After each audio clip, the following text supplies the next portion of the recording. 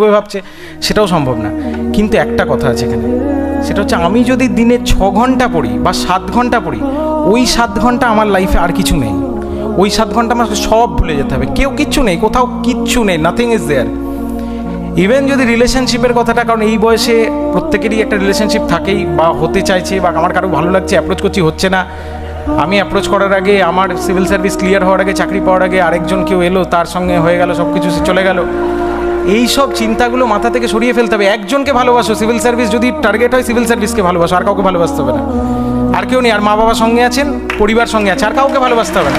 যারা দুঃখ পায় যে এতদিন ধরে রিলেশনশিপটা ছিল, আজকে আমি চাকরি পেলাম না, ওই বিয়ে ঠিক হয়ে গেছে, কালকে বিয়ে হয়ে চলেও গেল, রাত্রিবেলা সারা রাত আমি আউট, যে চলে গেছে না ছেড়ে, ও ছেড়ে যখন গেছে তার মানে ও এমনিও ভালোবাসতো না।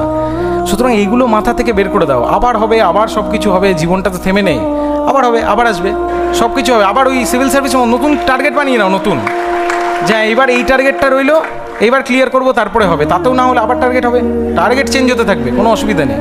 কিন্তু সিভিল সার্ভিসটা চাই, ভেবেছি যখন, সিভিল সার্ভিস বলে নয়, যেটা ভেবেছি সেটা আমার চাই, ব্যাস, শেষ কথা। আরেকটা কথা হলো, জীবন থেকে সব কিছু ত্যাগ করে ফেলতে হবে সিভিল সার্ভিস ক্লিয়ার করতে গেলে, এটাও সবচেয়ে বড় ভুল কথা। সব কিছু করে করা যায়, সব কিছু করে করা যায়। আমার ফেসবুক প্রোফাইল আছে আমার, সেটাতে তারা ফেসবুক প্রোফাইলটাকে একটু ভালো করে একদম পেছনের দিকে চলে যাবে। দেখবো আমি টিকটকও করেছি, আমার টিকটক ভিডিও আছে, হ্যাঁ, শাহরুখ খানের অভিনয় করেছি, তো টিকটক করেছি। আমি ছবি আঁকতেও ভালোবাসি, একটু ছবিও এঁকেছি।